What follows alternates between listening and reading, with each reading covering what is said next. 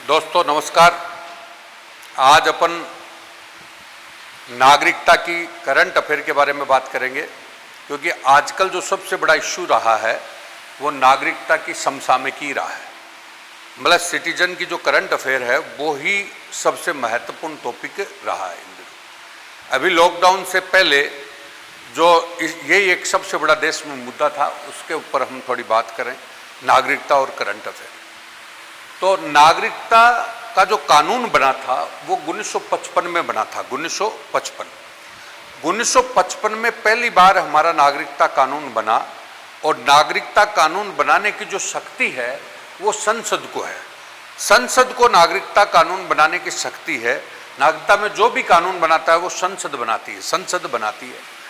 अब संसद समय समय पर देश की सिचुएशन को देखते हुए उसमें संशोधन करती रहती है। तो देखिए, हमारे को नागरिकता, पहली बात तो नागरिकता कानून 1955 के आधार पर किस प्रकार से मिलती है। तो नागरिकता प्राप्ति के आधार हैं वो 5 हैं। एक तो पहला आधार है जन्म के आधार पर नागरिकता। जन्म के आधार पर नागरिकता यानी हमारा भारत में जन्म हुआ है, और जब हमारा संविधान था तब हमारा भारत में क्या था, संविधान लागू हुआ तब से भारत में क्या है, जन्म। तो जन्म के आधार पर नागरिकता होती है। एक होता है कि हमारा जन्म हो सके विदेश में रहा हो, लेकिन हमारे पूर्वजों में से किसी एक का जन्म कहाँ पर रहा है, भारत में, तो वो वंश परंपरा के आधार पर क्या होती है, नागरिकता। वंश परंपरा के आधार पर नागरिकता। एक तो जैसे सामान्यतः हम सब लोग हैं, तो हमारे को जो नागरिकता मिली हुई है वो जन्म और अधिवास के आधार पर मिली हुई है। जन्म और किसके आधार पर मिली हुई है, अधिवास।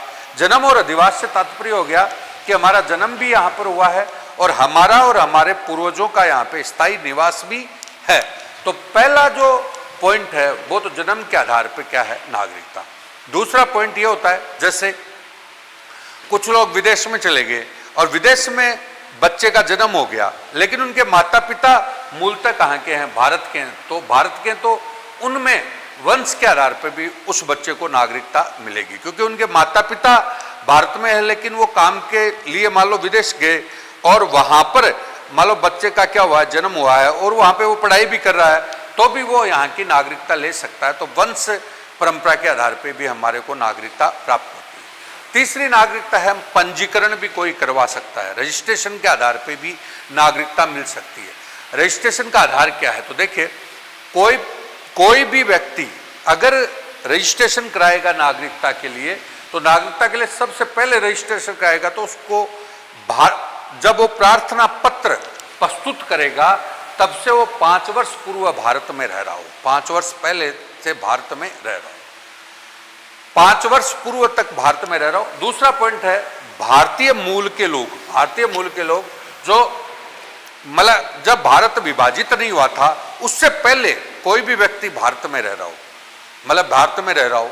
तीसरी बात है वे स्त्रियां जो भारतीय नागरिक से क्या कर लिया, विवाह कर लिया या विवाह करेंगी, वो भी नागरिकता प्राप्त कर सकती हैं। और चौथी बात है, हम राष्ट्रमंडल देशों के सदस्य हैं। राष्ट्रमंडल का मतलब है, सीधी भाषा में बताऊं कि भारत और भारत के साथ अनेक देश ब्रिटेन के गुलाम रहे हैं, जिनको औपनिवेशिक देश कहा गया है, और वो औपनिवेशिक देशों का जो समूह है उसको हम क्या बोलते हैं, राष्ट्रमंडल। तो राष्ट्रमंडल के देश के नागरिक होते हैं, राष्ट्रमंडल देशों के जो नागरिक हैं वो भी हमारे यहाँ पे भारत में रह रहे हो या भारत सरकार के किसी न किसी रूप में नौकरी कर रहे हो, वो भी इसके लिए आवेदन कर सकते हैं। तो पंजीयन कौन कौन कर सकता है, मतलब पंजीयन के लिए आवेदन कौन कौन कर सकते हैं, तो कोई भी व्यक्ति पंजीकरण कराना चाहता है तो वो 5 वर्ष तक भारत में, उससे पहले 5 वर्ष तक भारत में रह रहा हो। दूसरी बात है कि उसके जब वो भारत विभाजन नहीं हुआ था उससे पहले से उसके पूर्वज वगैरह भारत में रह रहे हों। और तीसरी बात है वो स्त्रियां जिन्होंने किसी भारतीय से विवाह कर लिया या करने वाली हैं, वो भी अपना आवेदन कर सकते हैं। और राष्ट्रमंडल देशों के जो सदस्य हैं उनके लोग भी ये आवेदन कर सकते हैं। तो हमारा तीसरा जो नागरिकता का जो आधार है वो पंजीकरण है। कौन सा, पंजीकरण। तो हमारा पहला आधार हुआ जन्म के आधार पर नागरिकता, दूसरा नागरिकता वंश के आधार पर नागरिकता, और तीसरा देशीयकरण के आधार पर नागरिकता। चौथा कौन सा है, देशीयकरण के आधार पर नागरिकता। तो जन्म के द्वारा नागरिकता, वंश परंपरा के द्वारा नागरिकता और पंजीकरण के द्वारा नागरिकता, और चौथा कौन सा हो गया, देशीयकरण के द्वारा नागरिकता। देशीयकरण का मतलब है कोई व्यक्ति यहीं पर 10 सालों से रह रहा है, 10 सालों से रह रहा है और यहाँ पर 10 साल के उसके पास प्रमाण है, तो वो भी नागरिकता प्राप्त कर सकता है। 10 साल से यहाँ पे रह रहा है, 10 सालों के उसके पास प्रमाण है, तो वो भी नागरिकता प्राप्त कर सकता है। देशीयकरण, उसको क्या बोलते हैं, देशीयकरण। जैसे आपने देखा होगा तो हमारे यहाँ पे कई नेपाली भाई हैं, तो वो यहाँ पे रहते हैं, तो कई परिवार यहाँ पे कई दिनों से शिफ्ट हो गए और 10 साल से रह रहे हैं, तो वो 10-12 साल से रह रहा है, वो भी अपना आवेदन करके नागरिकता प्राप्त कर सकता है।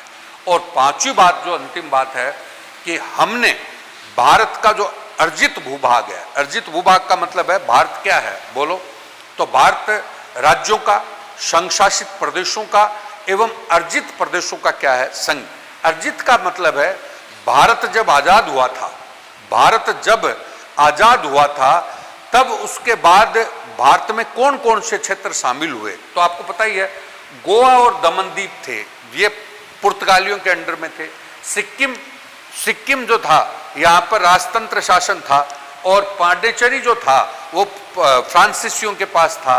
तो ये हमें आज़ादी के बाद ये भारत में विलय हुआ है इनका, तो आज़ादी के भारत में विलय हुआ, तो इनका भारत में विलय होने के कारण इनके जो नागरिक थे वो स्वतः ही क्या हो गए, भारत के नागरिक बन गए। इस प्रकार से हम नागरिकता अधिनियम 1955, नागरिकता अधिनियम 1955 के आधार पर हमारे को नागरिकता दी गई है। और नागरिकता के आधार हमारे देश में कितने हैं, 5 हैं। एक जन्म और अधिवास के आधार पर है, दूसरा वंश आधारित नागरिकता है, तीसरा कोई पंजीयन करा सकता है, और चौथा देशीकरण के आधार पर है, और पांचवी आपकी कोई अर्जित भूभाग है, उसका भारत में विलय हो गया, तो वो लोग भारत के क्या होंगे, नागरिक होंगे। इस प्रकार से 5 नागरिकता के आधार बताए। लेकिन समय समय पर नागरिकता का जो कॉन्सेप्ट है उसमें संशोधन होता रहता है। जैसे नागरिकता में संशोधन हुआ 2017 में, तो आपको पता है हमारे प्रवासी भारतीय हैं, कौन से प्रवासी, तो भारतीय संविधान के अनुच्छेद 8 में कहा गया कि कोई भी भारतीय मूल का व्यक्ति है और वो कमाने के लिए या किसी न किसी रूप में भारत के बाहर रहता है, और वो बाहर रहता है, तो वो भी भारत का नागरिक है, भारत का नागरिक है। जैसे अपन देखते हैं यूएई वगैरह है, संयुक्त अरब अमीरात है, खाड़ी देश है, उनमें हमारे हजारों लाखों भाई हैं, वो वहाँ पे काम करते हैं, तो वो है तो कहाँ के, भारत के, लेकिन काम कहाँ पर, इन दिनों प्रवास कहाँ पर कर रहे हैं, विदेश में। तो वो विदेश में करें तो हमारे यहाँ पे चुनाव वगैरह होते हैं, तो चुनाव वगैरह होते हैं, तो वो वोट कैसे डालेंगे, तो बहुत से लोग वोट से क्या रह जाएंगे, वंचित रह जाएंगे। तो 2017 में एक संशोधन किया कि अप्रवासी भारतीयों को प्रोक्सी वोट का क्या होगा, अधिकार। प्रोक्सी वोट का मतलब दूर से अपना वोट दे सकते हैं। जैसे सैनिक होते हैं, उनकी ड्यूटी अलग अलग स्थानों पर होती है, लेकिन जो सैनिक जिस क्षेत्र का होता है उसको प्रोक्सी वोट देने का अधिकार होता है। अब जैसे आजकल सरकारी कर्मचारी हैं, वो भी आपका दूसरी जगह ड्यूटी पे जाते हैं, तो वो भी अपना वोट दे सकते हैं वहां पर, तो उनके वोटों की गिनती होती है। तो प्रोक्सी वोट का अधिकार अपने अप्रवासी भारतीयों को दिया गया है। जैसे मैं फिर एक बार बोलूंगा, अनुच्छेद 8 में लिखा हुआ है, भारतीय संविधान का अनुच्छेद 8, उसमें लिखा हुआ है कि भारतीय मूल के व्यक्ति जो विदेश में रह रहे हैं और विदेश में अपना काम कर रहे हैं, उन लोगों को भी भारत की नागरिकता प्राप्त होगी।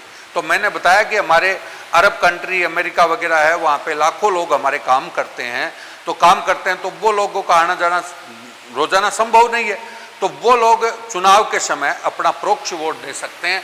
ये संशोधन आपका कब हुआ था, 2017 में, 2017। अभी हाल ही में एक बहुत ज्यादा चर्चित संशोधन हुआ जिसको नागरिकता संशोधन कानून 2019 कहते हैं। नागरिकता संशोधन कानून 2019, इसको सीए के नाम से भी जाना जाता है, citizen amendment act, CA citizen amendment act. ये सिटीजन अमेंडमेंट एक्ट के बारे में पूरे देश में बवाल हुआ और ये बहुत ज्यादा चर्चित विषय रहा। तो ये क्या है, इसके बारे में हम देखेंगे। तो इसका मतलब ये है कि हमारे लोग अफगानिस्तान मतलब भारत और भारत के पड़ोसी जो देश हैं, जैसे पड़ोसी देशों में कौन है, अफगानिस्तान है, पाकिस्तान है, बांग्लादेश है, वहां पर हमारे भारत के लोग जो हैं, भारत के लोग या जो भी अल्पसंख्यक लोग हैं, अल्पसंख्यक लोगों में गैर मुस्लिमों को शामिल किया गया है। किसको? गैर मुस्लिम, जैसे ईसाई हैं, सिख हैं, बौद्ध हैं, जैन हैं, पारसी हैं और आपके ये अल्पसंख्यक जो समुदाय हैं, जो किसी न किसी धार्मिक प्रताड़ना से इन देशों से भाग करके और अपने देश में आ गए, मतलब भाग करके अपने देश में आ गए और वो 6 साल से भारत में गुजार लिया, तो इनको कोई कागजी कार्रवाई के बिना भारत की नागरिकता दे दी जाएगी। तो ये कह रहे हैं कि नागरिकता संशोधन कानून में ये कह रहे हैं कि भारत के कुछ पड़ोसी देश हैं जो सामान्यतः मुस्लिम राष्ट्र भी हैं, तो जैसे कौन है, पाकिस्तान है, बांग्लादेश है और अफगानिस्तान है, तो ये इन राष्ट्रों में कुछ अल्पसंख्यक समुदाय रह रहा है, जैसे हिंदू है, सिख है, ईसाई है, जैन है, बौद्ध है, पारसी है, यानी मुस्लिम को छोड़ करके सभी अल्पसंख्यक जो समुदाय है उनको वो अगर वहां से भारत आ गए हों और 6 साल से भारत में रह रहे हों, तो उनको बिना किसी कागजी कार्रवाई के, बिना किसी दस्तावेज के भारत की नागरिकता प्रदान की जाएगी। ये सबसे बड़ा चर्चित और विवादास्पद मुद्दा रहा है, क्योंकि स्थानीय मुसलमानों ने या लोगों ने, मतलब जो सामान्यतः बौद्धिक वर्ग ने इसका विरोध ये किया कि इसमें मुस्लिम को क्यों शामिल किया गया, मतलब मुस्लिम को क्यों नहीं शामिल किया गया। तो पर्टिकुलर इस बात को लेकर इसमें विरोध हुआ, क्योंकि भारत एक धर्मनिरपेक्ष राज्य है, तो धर्मनिरपेक्ष देश होने के कारण मुस्लिम के धर्म, कोई भी धर्म के साथ आप भेदभाव नहीं कर सकते। तो इस बात को लेकर इसमें विरोधाभास हुआ, जो एक बहस जारी है। तो इसके बारे में बात मैंने बताई। अब एक प्रश्न उठता है कि सीए होता है, एक तो सीए नागरिकता संशोधन कानून है और एक नागरिकता रजिस्टर कानून है, राष्ट्रीय नागरिकता रजिस्टर एनआरसी है, नेशनल रजिस्टर ऑफ सेंसस, मतलब एनआरसी। तो अब इन दिनों 2 ही मुद्दे उठे, एक तो एनआरसी और एक कौन सा सीए। तो एनआरसी क्या है और सीए क्या है, इसके बारे में हम अंतर पढ़े। तो मैं सीधी भाषा में अगर बात करूं तो सीए तो क्या हो गया कि जो ऐसे अल्पसंख्यक थे जो हमारे पड़ोसी देशों में, कुछ पड़ोसी देशों में पाकिस्तान, अफगानिस्तान और बांग्लादेश में प्रताड़ित थे, उन देशों को हमने नागरिकता दी है। और जो एनआरसी है वो हमारी नागरिकता का रजिस्टर है। नागरिकता का रजिस्टर है कि भाई जो आदमी यहाँ पे रजिस्टर्ड है वो ही रहेगा, जो गैर रजिस्टर्ड व्यक्ति यहाँ पर नहीं रहेगा। तो अब हमारा एक प्रश्न बन गया कि सीए और एनआरसी में अंतर क्या है। सीए इन दिनों आपने काफी इसके बारे में सुना भी है, सीए और एनआरसी के बारे में। तो ये दोनों क्या हैं, इनमें क्या डिफरेंस है और कैसे ये एक दूसरे को प्रभावित करते हैं, उसके बारे में हम बात करें। तो अभी जैसे बोर्ड पे मैंने पूरा दिखा रखा है कि एनआरसी क्या है, राष्ट्रीय नागरिकता रजिस्टर 1951। ये रजिस्टर 1951 में बना था, जिसका आप नाम से ही समझ रहे होंगे, राष्ट्रीय नागरिकता रजिस्टर है, यानी नागरिकों का रिकॉर्ड रखने वाला रजिस्टर्ड। तो सामान्य अर्थ इसका हुआ कि भारतीय नागरिकों का रजिस्ट्रेशन या रिकॉर्ड रखने वाला रजिस्टर है, उसको हम क्या बोलते हैं, राष्ट्रीय नागरिकता रजिस्टर। अब ये कह रहा है कि इन दिनों राष्ट्रीय नागरिकता रजिस्टर का रिकॉर्ड मेंटेन करवाने की बात चल रही है। तो प्रश्न उठता है क्यों क्या आवश्यकता है इसकी। तो इसका उद्देश्य है कि भारत में कोई अवैध घुसपैठिए हैं जो भारत में अनाधिकृत रूप से रह रहे हैं, उन अनाधिकृत से रूप से रहने वाले लोगों को हम बाहर निकालें। इसका जो उद्देश्य है कि भाई भारत में जो अनाधिकृत रूप से जो लोग रह रहे हैं, जो भारत के नागरिक नहीं हैं, उनको हम कैसे करके बाहर निकालें। और ये तभी संभव है जब नागरिकता रजिस्टर्ड मेंटेन हो। तो जिसमें जो वैध हैं वो रहेंगे और अवैध है वो नहीं रहेंगे, तो उनको बाहर निकालने का इसका उद्देश्य।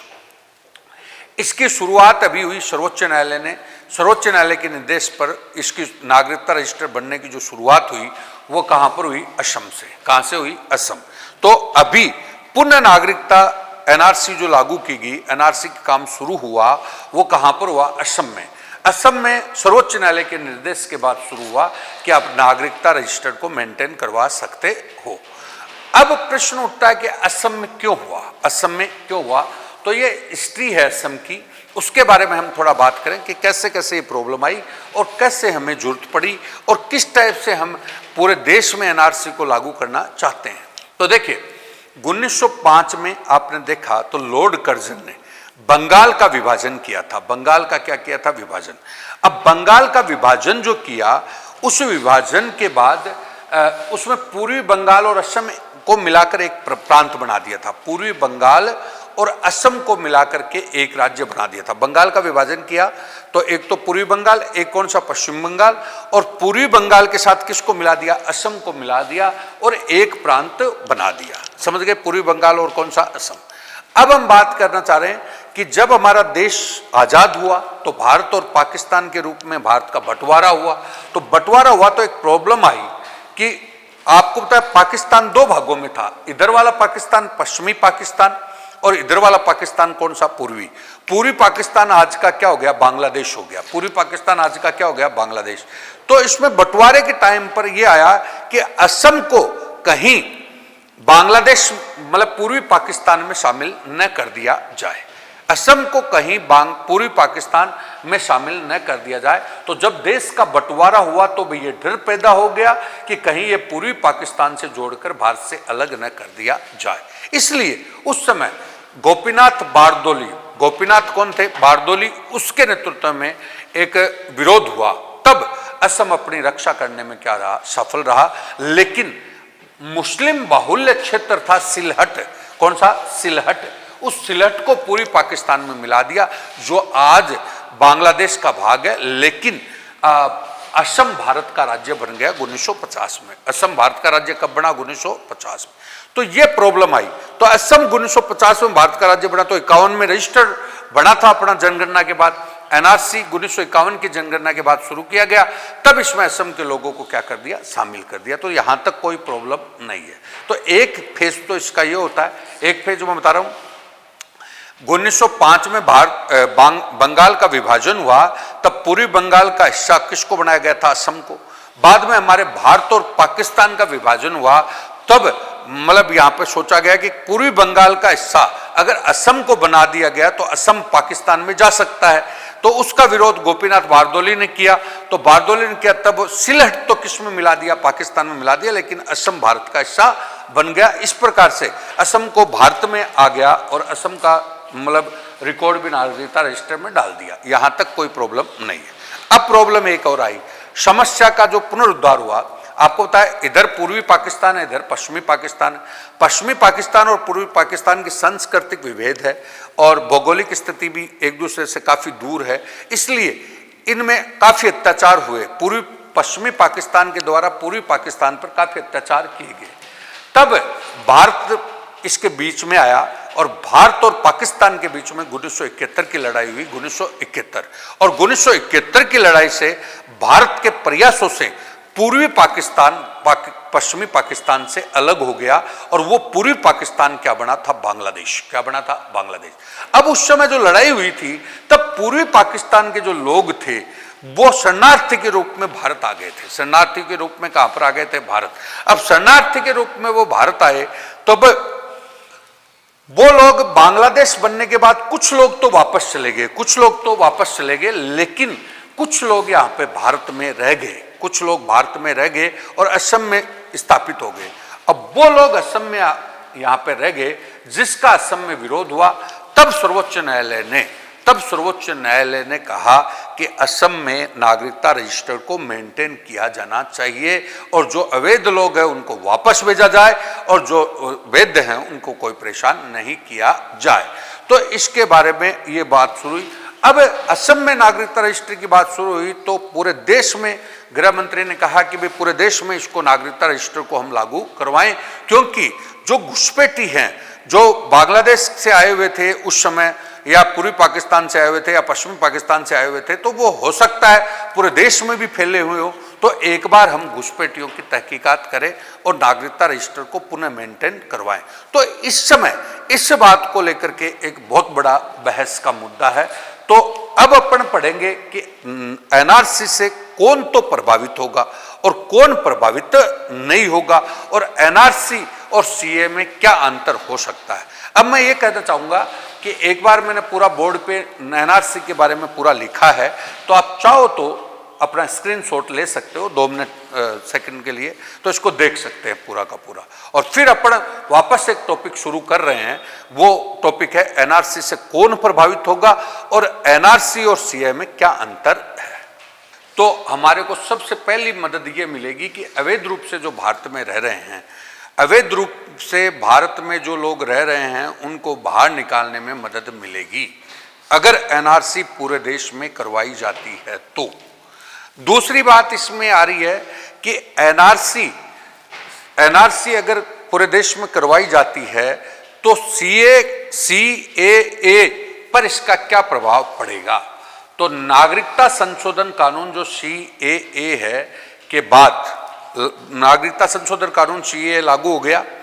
अब इसके बाद लागू होने के बाद जो भी 3 देशों से, पाकिस्तान, अफगानिस्तान, बांग्लादेश, इनसे कोई भी सिख, ईसाई, जैन, बौद्ध, पारसी, हिंदू अवैध रूप से भी अगर भारत आया है तो उसका एनआरसी पर कोई प्रभाव नहीं पड़ेगा, एनआरसी का कोई प्रभाव नहीं पड़ेगा। यानी सीएए के तहत आने वाले अल्पसंख्यक समुदाय को एनआरसी किसी प्रकार से प्रभावित नहीं करेगी। लेकिन इस प्रावधान से 3 पड़ोसी देशों से, 3 पड़ोसी देश कौन कौन हो गए, पाकिस्तान, अफगानिस्तान और बांग्लादेश, इन 3 पड़ोसी देशों से कोई मुस्लिम व्यक्ति अवैध रूप से आएगा तो उनको दिक्कत आएगी, मुस्लिम को इसमें दिक्कत आएगी। बाकी अल्पसंख्यक वर्ग को इसमें किसी प्रकार की परेशानी नहीं आएगी। अगर एनआरसी लागू होता है तो जिन लोगों की अवैध रूप से पहचान होगी, उसको सबसे पहले गिरफ्तार किया जाएगा। गिरफ्तार करके उनको डिटेंशन सेंटर में डाला जाएगा और डिटेंशन सेंटर में रखा जाएगा। और फिर हमारा विदेश मंत्रालय बात करेगा, विदेश मंत्रालय संबंधित देश से उनके नागरिकता के बारे में बात करेगा और तब वो मामला क्लियर होगा। और 5वीं बात इसमें यह है कि हम नागरिक रजिस्टर में रजिस्टर्ड होना चाहते हैं तो कौन कौन से दस्तावेज हमें आवश्यक है। तो पहला दस्तावेज तो हमारा 1951 से पूर्व का मूल निवास, दूसरा दस्तावेज हमारा भूमि संबंधी कोई रिकॉर्ड है, तो तीसरा दस्तावेज है कोई किराएदार रिकॉर्ड है वो, चौथा है पासपोर्ट है हमारा, LIC है हमारा, एजुकेशन सर्टिफिकेट है, तो उनके आधार पे हमारा रजिस्ट्रेशन हो सकेगा। तो ये एनआरसी की 5 प्रमुख बातें हैं कि एनआरसी अगर पूरे देश में लागू होता है तो क्या क्या बात होगी। तो सबसे पहली बात होगी अवैध घुसपैठियों पर रोक लगेगी। दूसरी बात होगी कि जो सीएए के तहत जो लोग अल्पसंख्यक समुदाय के लोग 3 देशों से आएंगे उन पर कोई प्रकार का प्रभाव नहीं पड़ेगा, और अगर इन 3 देशों से मुस्लिम वर्ग का कोई व्यक्ति आएगा तो उस पर प्रभाव पड़ेगा। और इसके तहत जो अवैध पाया गया उसको गिरफ्तार किया जाएगा, उसको डिटेंशन सेंटर रख करके और फिर संबंधित विदेश मंत्रालय से विदेश मंत्रालय बात करेगा और फिर उसका निदान ढूंढा जाएगा। ये बात होती है और किन किन चीजों के द्वारा इस पर रजिस्ट्रेशन करवाया जाता है। अब आती है कि सीए, एनआरसी और सीए के बारे में एक तो हम भैया बात कर रहे थे कि एनआरसी और सीए दोनों डिफरेंट चीज हो गई। एनआरसी का धर्म से कोई रिलेशन नहीं है, एनआरसी तो नागरिकता का एक रजिस्टर है जो सभी का रिकॉर्ड रखेगा, जबकि सीएए का धर्म से संबंधित है, क्योंकि सीए कहता है कि भाई अल्पसंख्यक जो समुदाय है उसके बारे में ही बात करता है। तो एनआरसी और सीएए के बारे में मुख्य जो अंतर है वो एक ही है कि सीएए का संबंध धर्म से है, क्योंकि उसमें हिंदू, सिख, ईसाई, जैन, बौद्ध, पारसी और उनका रिकॉर्ड है, जबकि एनआरसी में सभी का रिकॉर्ड है, तो इसका धर्म से कोई संबंध नहीं है। और अगली बात है अभी बताई कि एनआरसी में सीएए के तहत आने वाले लोग प्रभावित नहीं होंगे। तो तो ये अंतर हो गया। तो ये हमने नागरिकता रजिस्टर, सीएए आदि के बारे में बताया। अब मैं एक बार फिर आपको कहूँगा कि आप पुनः एक बार एनआरसी के बारे में जो प्रमुख बातें मैंने लिखी है कहाँ पर बोर्ड पे, उसको आप उतार सकते हैं या शॉर्ट ले सकते हैं।